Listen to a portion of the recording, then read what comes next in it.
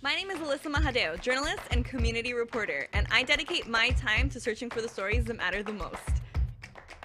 Positive, uplifting, and inspiring stories that spotlight the challenges and obstacles we conquer to become the people who we are today.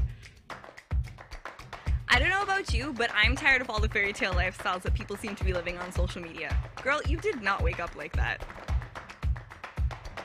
I'm interested in the genuine connections, the honest opinions, and the real uncut version of your true self. This show is about keeping it 100% real, deconstructing who we are and what we're all about. Join me as we sit down with individuals to discuss the personal struggles, the many challenges, and the moments that define us on this journey of self-discovery. Let's be real, life isn't fair and people make mistakes, but every opportunity is a learning experience. Let's discover the truth together right here on Real Talk.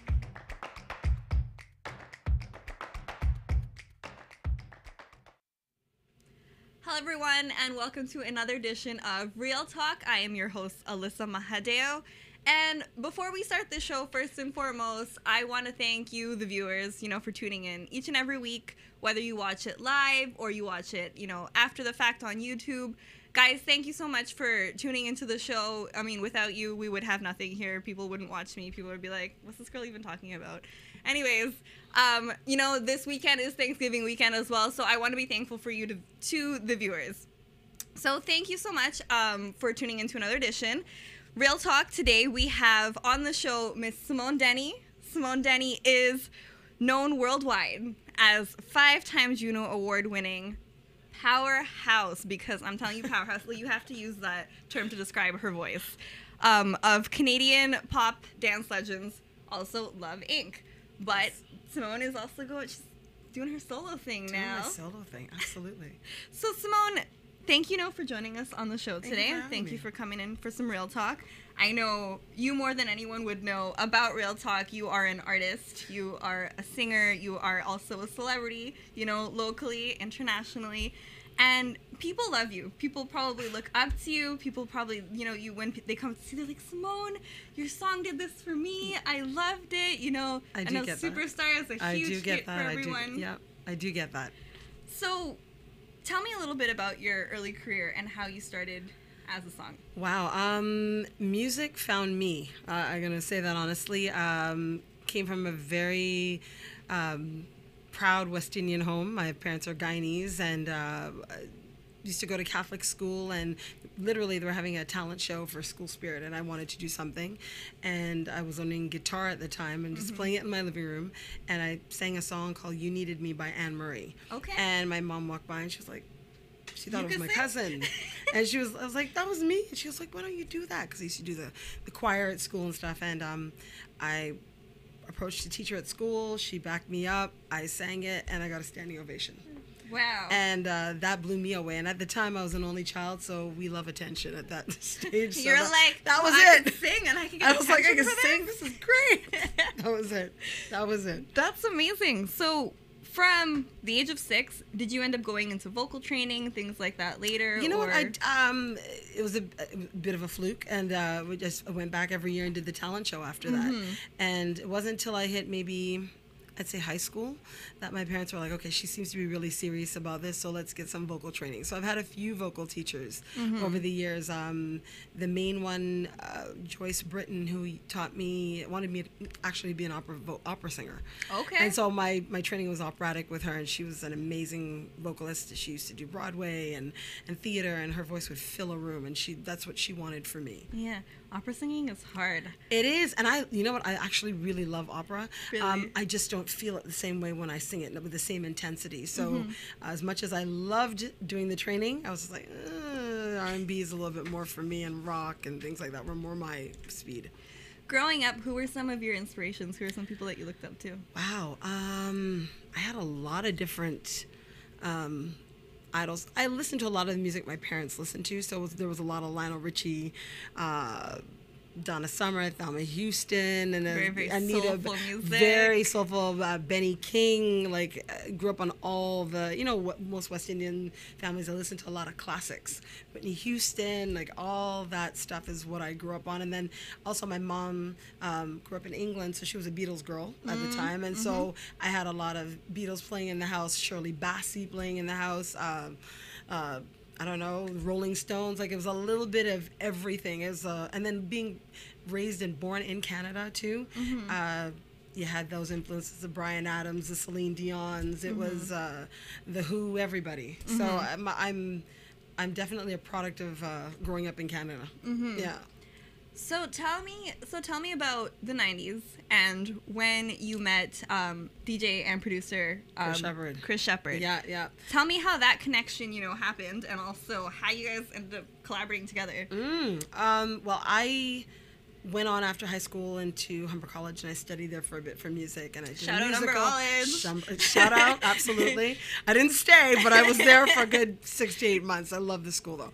And I ended up doing some musicals, and I was also doing a lot of session work. Okay. Studio session work was, you have writers and producers who write songs and produce songs, and they want a demonstration of what the song will sound like. So they find specific vocalists with specific voices, and that's actually what happened. I was with a producer called Anthony Vanderberg at the time, and he recommended me to BKS, which was Henny Becker, Chris Shepherd, and Greg Kavanaugh.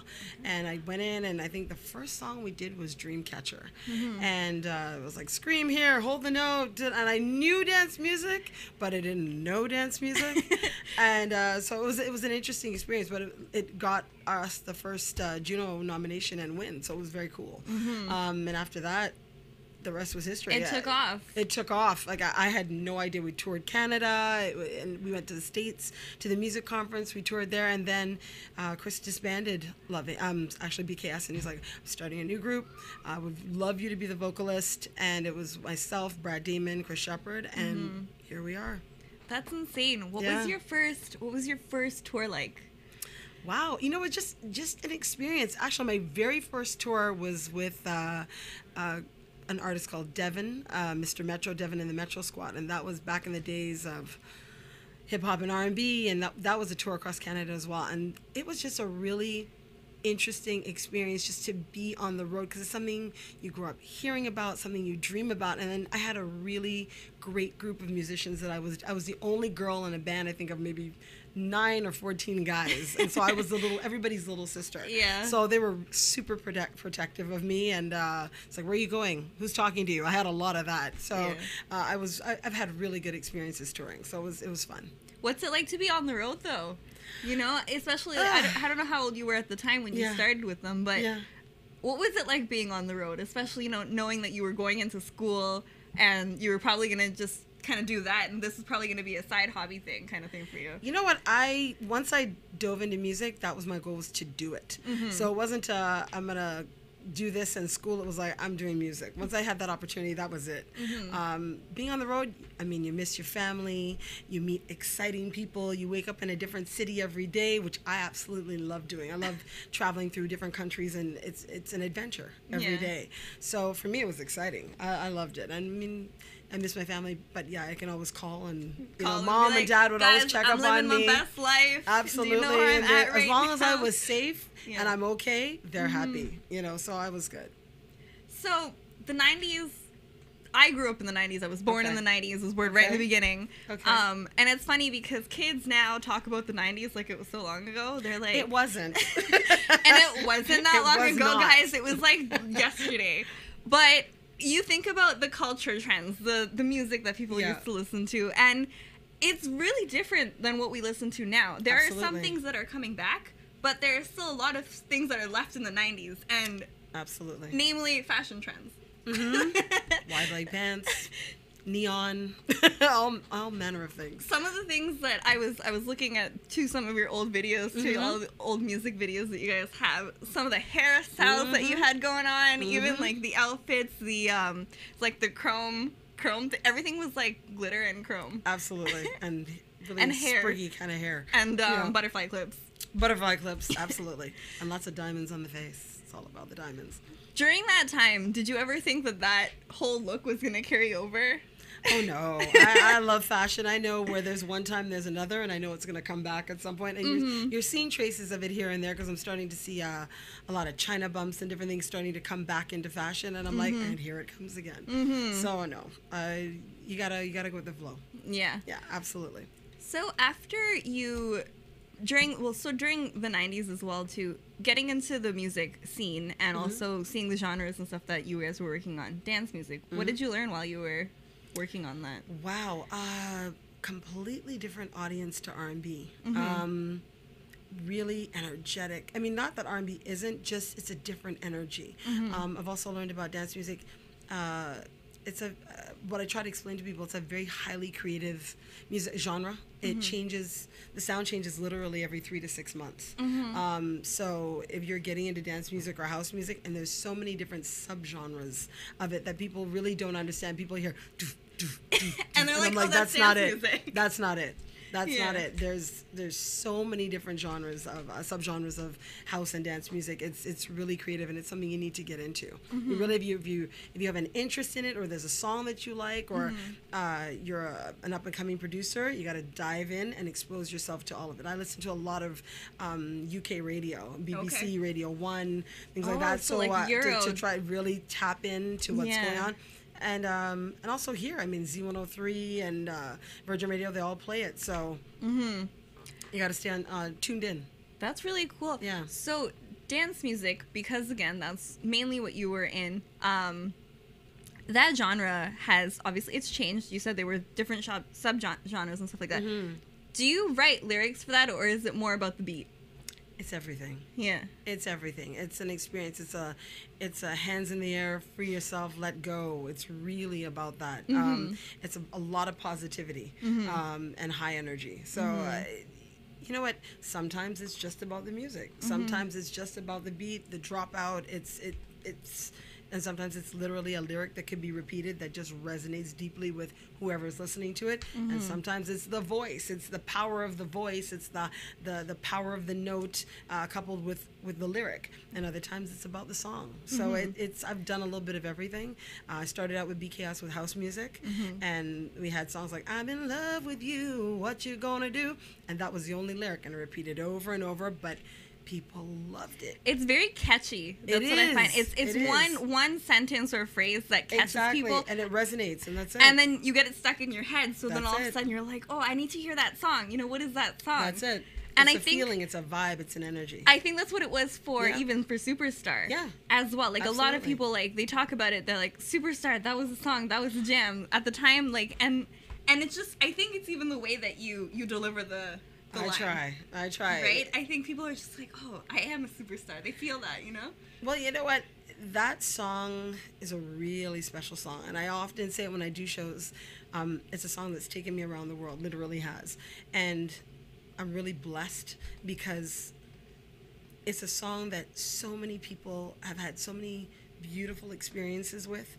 And everywhere I go, literally, if somebody recognizes me or hears a song and I'm in the room, or they have the most beautiful things to tell me about it. And I'm just really honored that I'm the one that sings it. You know, it's and my mom and my family have always said, they go, this song is so much bigger than the group. It's so much bigger than you. And I've always remembered that and carried it. So when I sing it out of joy and out of love for my audience. It's not like, oh my God, I'm amazing, look at me. It's never been about that. It's I get so much joy from seeing people react in the audience. Their hands are in the air, their eyes are closed. And like I said, when they do meet me and they have something to say, I went through a divorce and I was struggling, my self-esteem, or I lost weight and, my people were being mean to me, but this song helped me through it. I think one of the most powerful experiences that I remember is we were actually in Niagara, and a young lady came back stage and she said, my boyfriend he had an accident and he was either a quadriplegic or a paraplegic, I can't remember, but Superstar was the song that he used to recuperate and to go through physio. And she said, he's out there in rehab. Yeah, she said, would you mind singing it or dedicating the song to him? And I was like, absolutely. And when we got on stage, there he was. I can remember it as I'm sitting here now. Yeah. And when it came to Superstar, I actually walked over to him and sang it to him. And what was even more beautiful is the entire audience joined in and sang. Wow. And so I mean, it's moments like that that remind you, it's so much bigger than me. I can only imagine what the energy would have been like in the room at the time. Oh, absolutely. Actually, strangely enough, Deadmau5 was our sound guy at the time. What? So that I didn't realize that until I met him years later, and I was talking about that moment. I got like the jig. Yeah, and he was like, "Do you remember a kid, yellow hair, wide pants?" And I said, "Yeah." I said, "Niagara?" I go, "Yeah." He goes, "That was me." I was like, "What?" So there you go. That's insane. There you go from back then. Having some great conversation here with Simone Denny. We're gonna take a quick break. When we come back, we're gonna hear some more.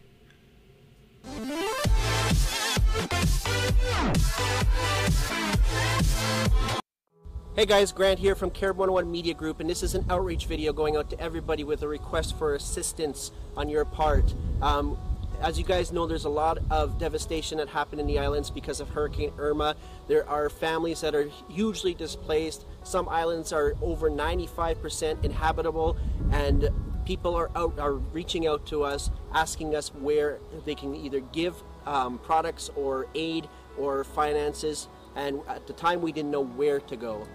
So in order to aid in relief efforts, Care 101 Media Group has started up a GoFundMe page where the community can now go and help submit donations in order to help rebuild the infrastructure that's been damaged due to Hurricane Irma.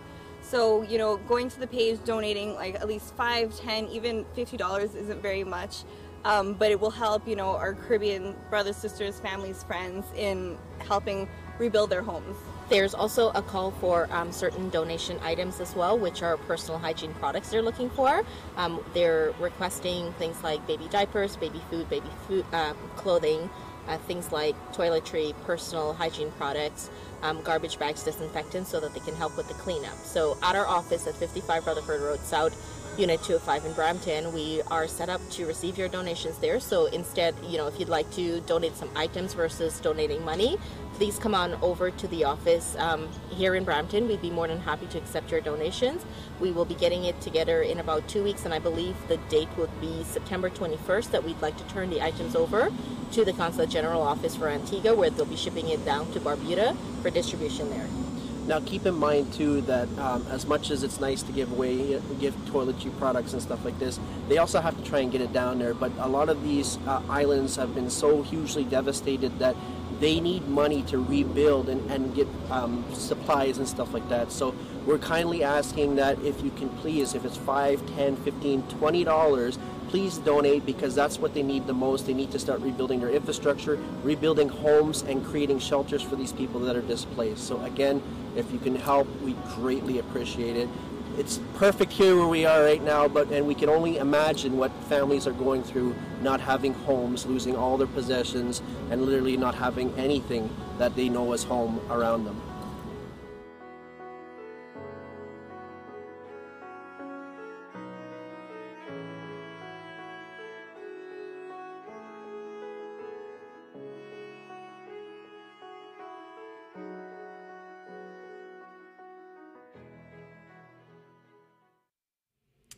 Happy Friday and welcome back. You are watching Real Talk and I am your host Alyssa Mahadeo, and today we have special guest Simone Denny. Simone is amazing, to say the least. Thank you. And she is here talking about her expansive career in the industry, in the music industry. Things that she's done, places that she's been, people that she's met, and just the overall experience. Overall experience, love it. Mm-hmm. So Simone, tell us a little bit about what happened after the group disbanded. Wow. After the group disbanded, actually it kind of slowly broke apart. Mm-hmm. Brad Damon went on to write for NSYNC and did very well with what? that. Yeah, he went on to write for NSYNC. Was super proud of him. Went on and did really well with that. Mm-hmm.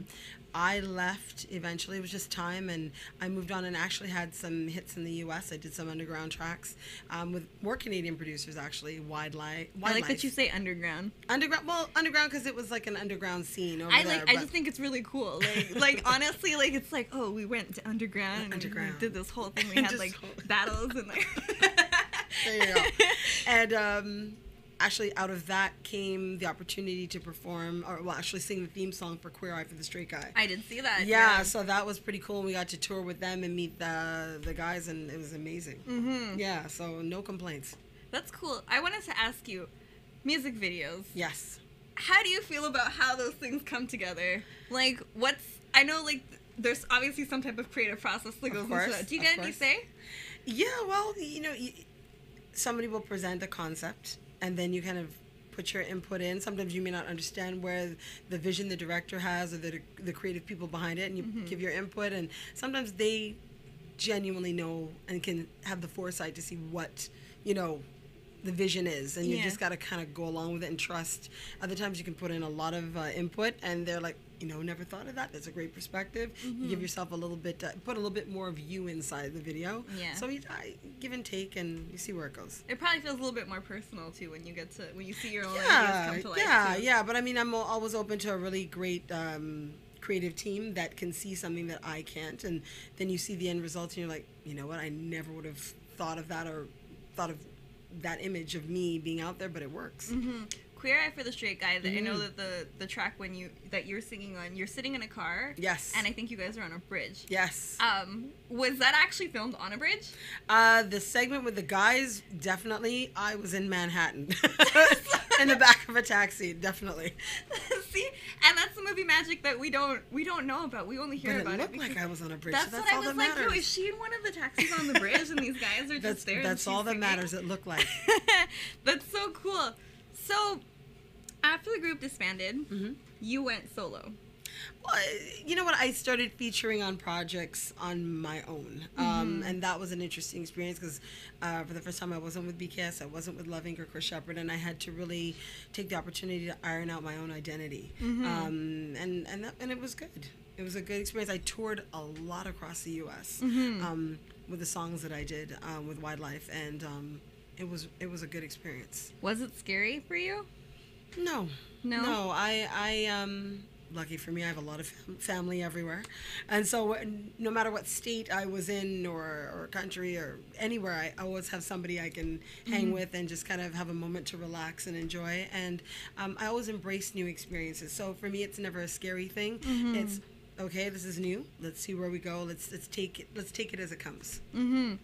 So were there any times where there were any obstacles or challenges that you've encountered during your time as an artist? Absolutely. You have producers who want to downgrade your talent and try to say that, well, it's not you that makes the group, it's not your voice, it's us. And I mean, I've had that, I've dealt with that.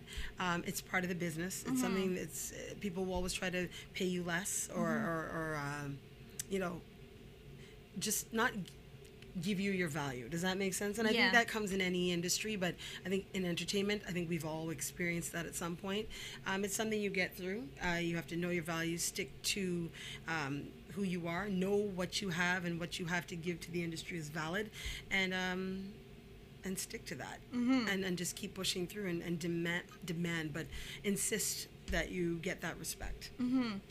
When you were looking to figure out your own identity and shape who you are and your brand as well, what kind of things were going through your mind, and what types of ideas did you come up with? I just really figured, I just really have to put more of me out there. The loving persona was me, and I think people really didn't understand that. And even now, it's like what you see is what you get. What you see with me here talking to you, this is real, guys. This is real. This is who I am. I'm in the industry, but I'm not of it. I'm not the singer that you'll see indoors with my sunglasses on.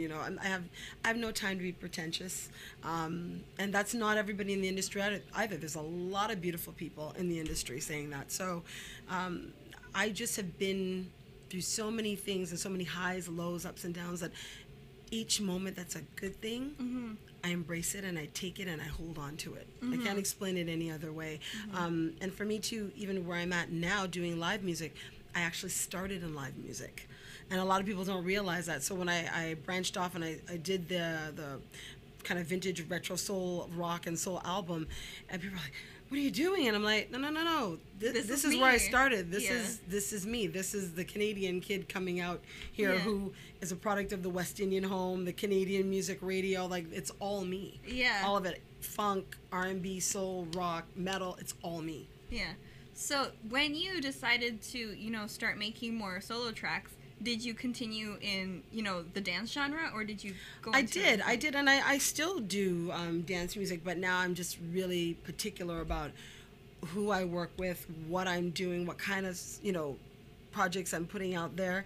I'm at a stage where I can choose, so it's good. It's a good thing. It's a very good thing. Listen, guys, this is what I want to do. Yeah, this is what I want to do, and I mean, there were a few years I tried a few different things, and it didn't take, and I'm like, that happens, and then I said, you know what? I'm going to step away from it for a bit. And it was a good thing, actually, because I ended up having some health issues. Like I said, I'm a cancer survivor. So I had to take care of me. So things happen for a reason, When did you have cancer? I am a colon cancer survivor. I found out in 2010. And people probably don't even really know. No, people don't know. You know what? I didn't talk about it, not because I was scared to. It's just something you go through that, at least for me, I tend to pull to myself, gather my strength. You're like, let me put all of my energy into healing myself at that point. And another family member went through cancer, so it was just like, okay, I'm going to time out for a bit and focus on family, focus on myself, kind of get myself back to emotional and mental health and a good physical state, and we jump back in, and that was the project of Stereo Dynamite, when my manager, who I've known for 20 years, at least 20 years at this point, came to me and approached me. I had just been through so much emotionally that time. It was the perfect time to do that album. It's a little darker than what people are accustomed to, but it really was reflective of where I was emotionally at that time. Yeah. And speaking about that as well, what is your songwriting process like? Where do you draw your inspiration from? You know what? I do songwrite, but I like to co-write with people because I have so many ideas going through my head. You're probably like left, right, and center. Yeah, and I'm plucking things out of the air, and it's good to have somebody who's really grounded and someone who has another perspective, because I may be seeing things only one way, and they bring a whole other element to the songwriting that I'm like, I like that. Okay, let's see how we can expand on that. So I'm not one of those people that is sitting in a coffee shop or on a subway or driving along and I've got to pull over and okay, then let's go with that then. Let's go with that. Simone, I just pull over randomly and write lyrics. I'm not that girl. I'm like, don't you just sit in your car and just like record voice memos to yourself? You know what? Usually, sometimes that does happen, or somebody says something that stays with me and I'm like, I gotta write that down. There's different moments, or it could be, here's a track, somebody gives me a track and I'm like, I really love the music on this. Okay, let's see what ideas we can bring to that. And it's very creative. It could be anything at any time. Are there any moments or situations in your life where you've used that particular time to all the time draw some type of emotion and put it into a song that you've co-wrote with someone? All the time. And actually, there are times I'll do that, but there's also times the song just speaks to me, and it not necessarily is written by me, but it could be written by someone else. But like Your Love Fades Away, that song, when I performed it, when I went to record it, something was happening in the group of friends around me that when I sang that song was for that person, for that situation, and it was like it moved me in a way that when I sang it, I felt it to my heart, and it had meaning for me. It had a lot of meaning for me. I think that when someone writes a song and then people hear the song and then when someone sings the song, I think all of those three situations kind of deliver an energy into that song that actually makes that song what it is. Absolutely. And then kind of puts it where it is. Like, people have so many songs that they're like, that's my favorite song because it makes me feel this kind of way. Yeah. But I think that only happens because of the energy that went into that song. Absolutely. Like I said, it could be just an experience you've had or something. I got to relate to it in some way. Yeah. And once I can relate to it as something not necessarily that I've experienced personally or something that I've seen someone experience, someone who's close to me, and then I can get into it and I can put it out like Superstar. I mean, like I said, the amount of people that have can relate to that song resonates deeply, and it resonates for me too, because there's been times in my life I don't feel like a superstar, but when I hear that song, and again, you're reminded by the audience and how they react to it, you're like, okay. What about love songs? I love love songs. Any inspiration? I love love there? songs. I'm a romantic, so I absolutely love love songs. Your Love Fades Away from my album is, for me, it's an anthem of a love that's gone wrong. And it's funny, every person, adult, that has listened to that song, they sit quietly and they hear it and they go, been there.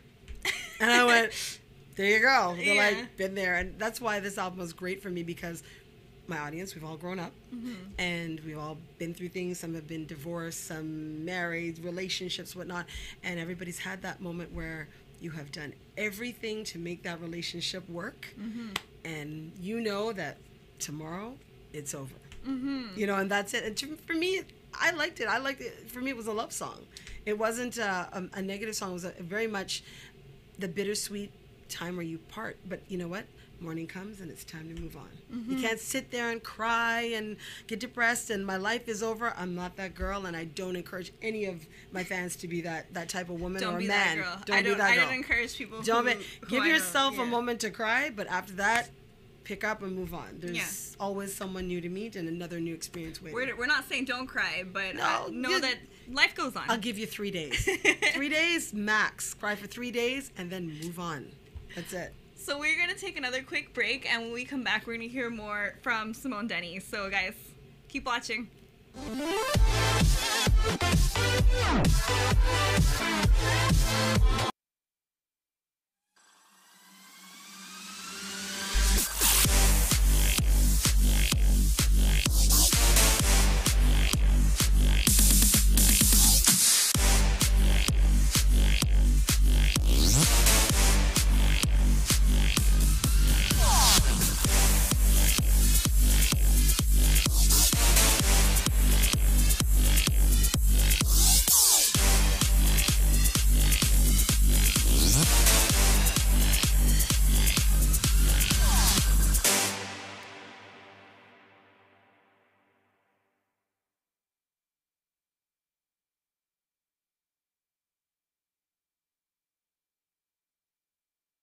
Discover the incredible India.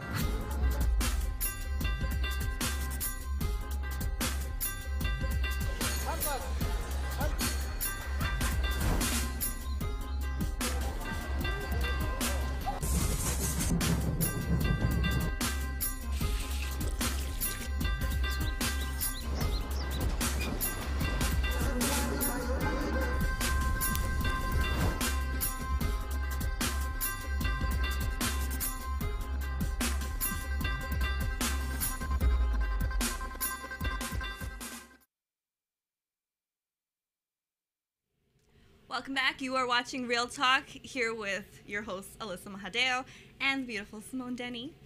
She is sharing with us some great stories from her career, and also her current career and her new album that she has coming up.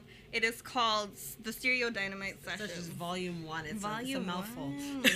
Volume 1. And good, like, this is a good segue for a question, actually. Okay. Where do you get your titles? Like, how do you guys title albums? Like, that actually was my manager's title. He really, we were just gonna call it that. Yeah. And he came up and I was like, that was actually very cool. I was like, I like that. So it stuck. Yeah. So tell me about the inspiration behind this latest album, and some of the songs. You know what? This album was really me getting back to live music. My manager Adam has always said, he goes, your voice is not just dance music. He goes, your voice is bigger and has far more capability than just dancing. He goes, and I really want to see you expand into that and get back to the live element. And that's what this album was. Again, grew up hearing 40s and 50s rock and soul in my house, 60s, 70s music, and it was just a great chance to explore it again.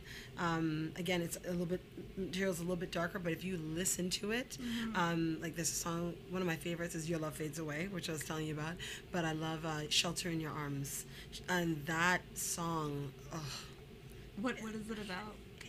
Basically a relationship where your partner, your husband, your girlfriend, whatever, is just kind of acting up and is pulling away. And you're just like, you know what? Come back home, because you know where your happiest is in my arms. You know, you're just gonna say enough, just enough of the nonsense. Just right, just you know, okay, all right. Are you done now? Just come back home. Stop acting out. Exactly. You know you want me, right? It's like, come home. Yeah. And that song for me is so powerful when we perform it live, and my band is just, they're just. Not only are they an incredible bunch of people to work with and perform with, they're just good people. And so on stage we just have a lot of fun. And so when that song comes on, we just kind of cut loose and have a good time. So yeah, that energy also with your band is probably very important. It Otherwise is. you can't It is. perform. It is. What's it like being on stage and performing in front of an audience? You know what, I'm all about energy, and I'm all about energy exchange between me and my audience. So I am not one of those singers, and that's okay if they are, the type of singer that wants to be on stage and people just stand and stare at me. I like to be really interactive. So I like to go down in the audience, or I'll sing like right up against someone, and you know, and I can see they're into it, and the audience is feeling it. I like to get in with the audience and be with them. So it doesn't matter if it's dance music or like me and Simone, we're friends. Exactly, we're hanging out. Right. Exactly, we are now. Just get in and interact and enjoy. We do a version of by the Black Keys, Lonely Boy, but we do Lonely Girl. Okay.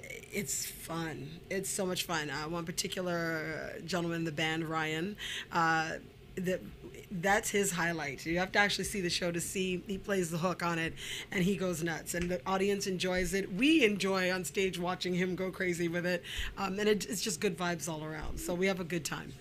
Any modern day, like newer celebrities that you draw inspiration from? Wow. Just even like either their stage presence, some of the lyrics that they've written, even a song that maybe even probably inspired you. Let's see. There's so many. I don't draw inspiration from just one. It's literally, I could be watching a random band downtown. You know, I could be hearing something on the radio, have my Shazam going, who is that? Like, there's no specific artist. It's all old, new, all at once. There's no one particular person or artist that I draw inspiration from. I like good music, so it doesn't matter if it's rock, it doesn't matter if it's funk, old school, hip hop, R&B. Once it's good, it doesn't matter where I am. I'll be like, who is that? It could be country, and I'm like, who is that? And I literally will stop what I'm doing, grab my phone and Shazam it, because I want to know who that artist is, and chances are I usually go buy it immediately, and I'm playing it in my car nonstop, playing it at home nonstop. So I don't want to name a specific name, but it's everybody and anything. Yeah. I actually wanted to address that. You brought it up, country music. Yes. So I actually had this conversation with a couple people the other day, and I find that when you talk to West Indian people, that you mention country music, they're like, so what kind of music do you like? Well, I like soca, I like reggae, I like dance hall, I like all those things. But then they're like, but I don't like country. And I'm like, I love country music. Well, why don't you like country music? I specifically like new country. Old country is more like, my dog died, my wife left me, I'm drunk, you know, like, I mean, and those songs have their place too, because people have experienced that. But I like stuff that's a little bit happier. Yeah. So for me, like, a little bit more upbeat. Yeah, a little more upbeat, a little Faith Hill, a little Shania Twain, you know, like, you know, that's more where the country that I like. But I love it. And there's a very fine line in terms of country music and R&B. There's a very, very fine line. It's just about production.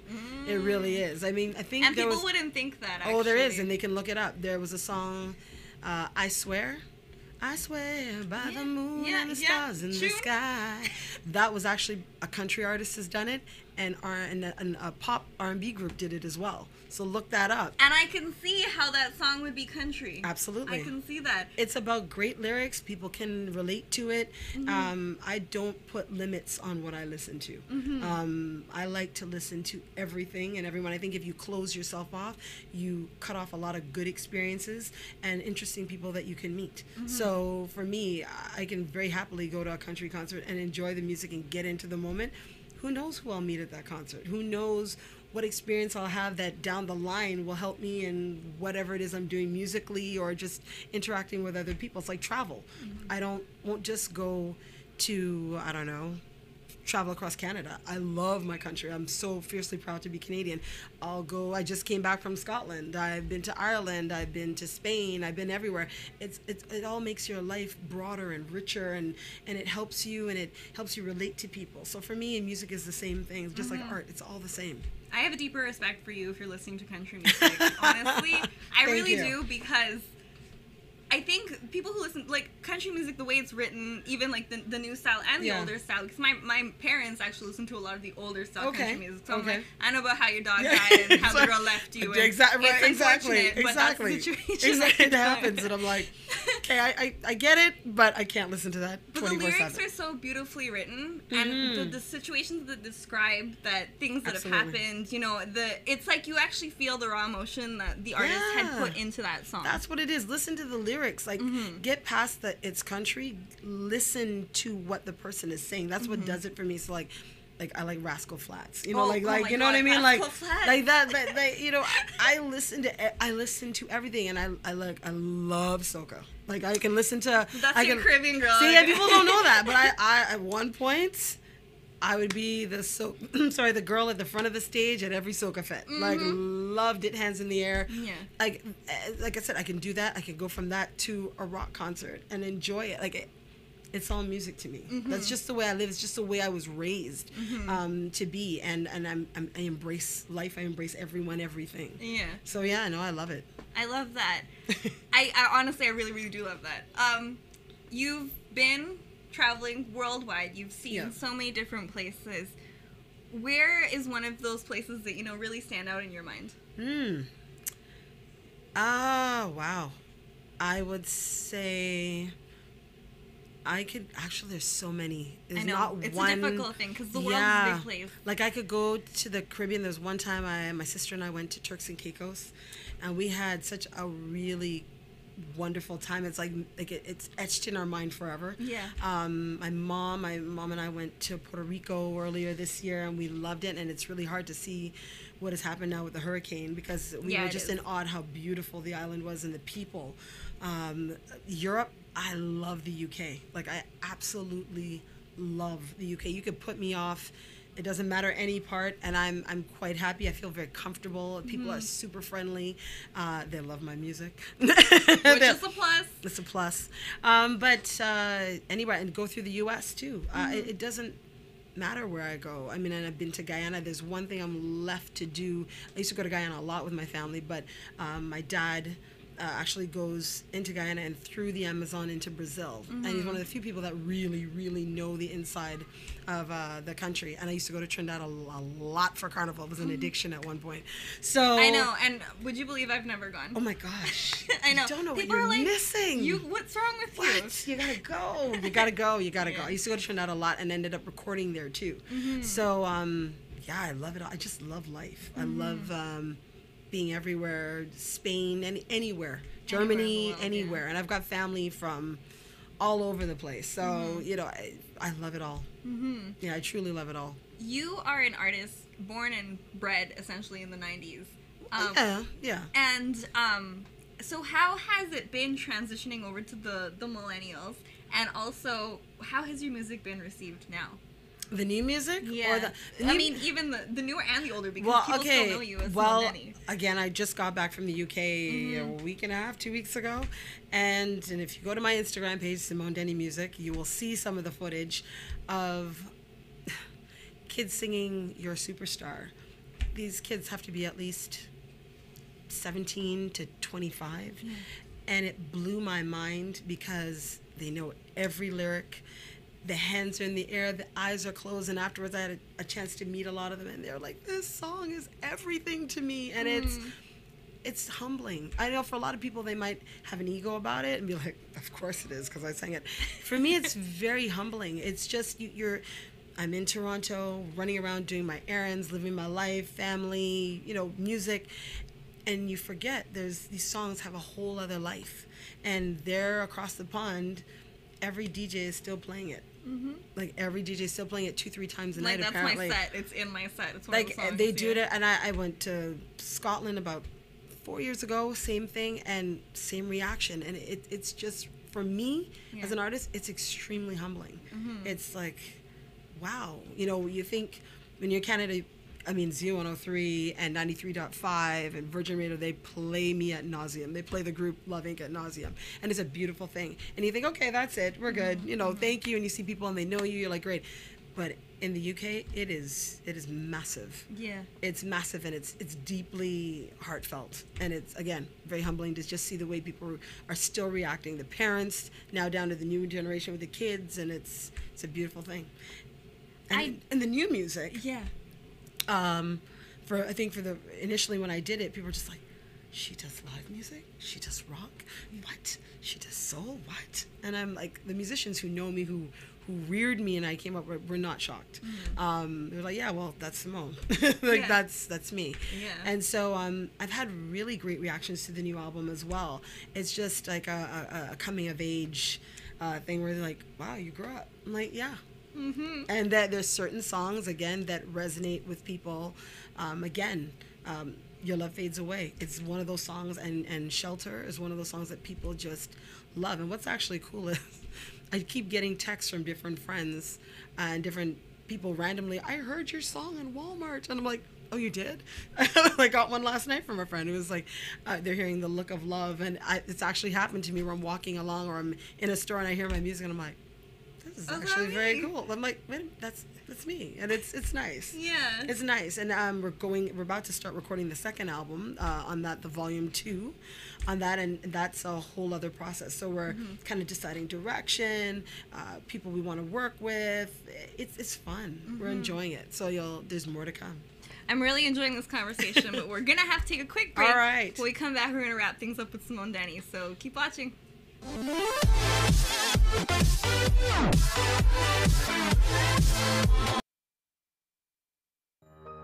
Are you retiring smart? Make your home's equity work for you. With your home's equity and our 30 years of experience, the Retire Smart Properties team can help you achieve the quality of life you've always wanted. Our services are 360 degrees. We'll give you advice, take care of staging and selling, and help you find the perfect home and community to transition to. It's time to enjoy the retirement lifestyle you deserve. Visit our website today to learn how you can use your home to retire comfortably. The Retire Smart Properties team, powered by RE/MAX West.